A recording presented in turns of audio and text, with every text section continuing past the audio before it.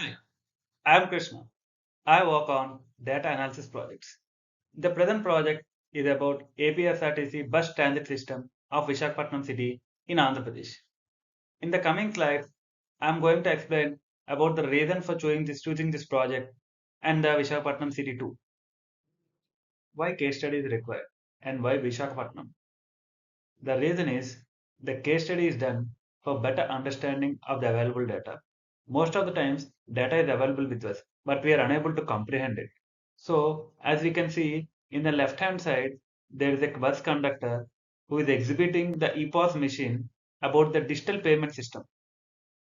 So, Andhra Pradesh has already digitalized the bus ticketing system to 98%. So, as the data is already available, whenever there is a digitalization is done, the data is already available. The ticket obtained with this EPOS machine can be seen here. This is the ticket obtained by using this EPOS machine. This machine is used in order to give ticket to any passenger who boarded the bus. So what does this ticket contains and what is the data available in this ticket and how this data in this ticket can be used for better analysis and better service provision to the passengers will be discussed in the coming slides. This is one part of the answer. And why Visakhapatnam? This is the second part. The second part is Visakhapatnam is the largest city in state of Andhra Pradesh. As we can see, it is one of the metropolitan city and a rapidly growing city. So when the city is growing, it needs to be the more amount of public transport and the more public transport has to be provided. So that is the reason of choosing Visakhapatnam as a sample data city um, for this project.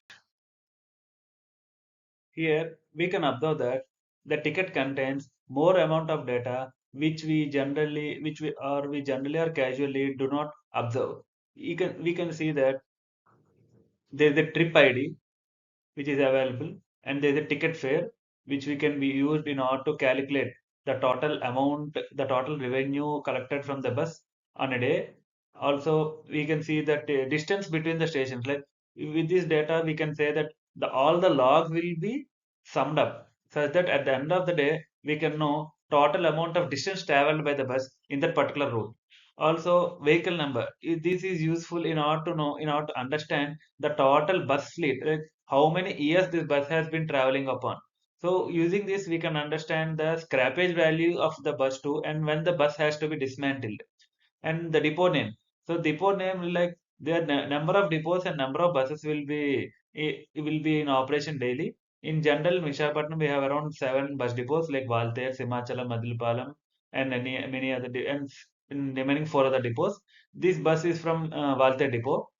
So it gives the information of all the minute things which we can observe, but most of the people won't observe this because the data is not useful for them, but the data is useful for the organization, for the better analysis and the better provision. Also, you can see the MT Express means Metro Express type. So we have in general city ordinary bus, Metro Express bus, Metro luxury bus, the AC bus, the different kinds of buses. Also the source and destination. Here we can see AKP2 means Anakapalli to RTC CP means RTC complex in Visakhapatnam. From Anakapalli to RTC complex, a person has traveled on 1st May 2026 and it the fare amount is around 55 rupees and he has traveled in a bus named AP1Z0395 and the total number of passengers you can see the total number of passengers is one and then it's myself the ticket was it's the ticket which I took it, so I made it as a demo for it. So from this single piece of paper we could able to absorb huge chunks of data. This data can be used and it's like you more how many number of tickets, how the tickets have been fared daily, and this data can is summed up daily such that we can have a better understanding of daily and monthly, yearly, quarterly bus performances as well as depot performances and remaining other performances of the organization. For efficient data analysis, the input data should be good. Bad data gives bad results. To avoid this conflict, it is preferable to cross-check the data with the client before starting the analysis. Otherwise, significant amount of time, energy, and money will be lost in analyzing the bad data. For the present project, data has been collected using Cloud AI.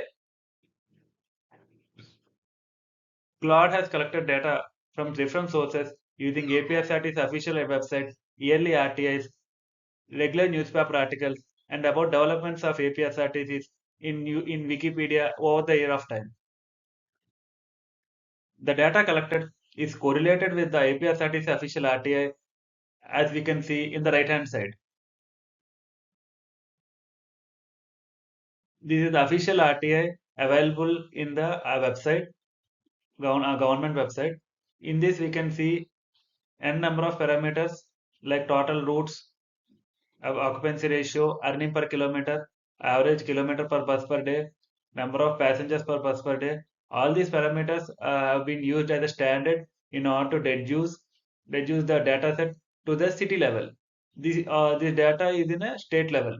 So using this deduction process, we are able to create a data set for our analysis purpose. After creation of dataset, this mock dataset has been correlated number of times, cross-checked all the parameters in order to meet the standards of the APSRTC's government protocol. Also, during the preparation of this mock dataset, using Claude support, number of times Claude has given wrong data, incorrect data, although correct number of prompts has been given. So we cannot completely rely on Claude in order to preparation of mock dataset.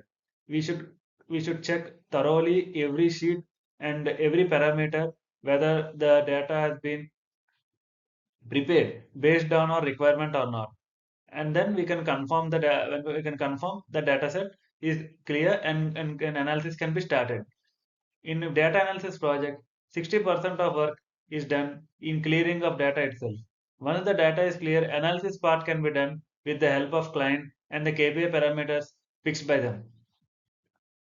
The sample dataset prepared, the number of sheets in the dataset, as well as the total number of columns, different how parameters will change based on the number of data points, and how this could be used in dashboarding, and everything will be discussed in detail in the next video. Thank you.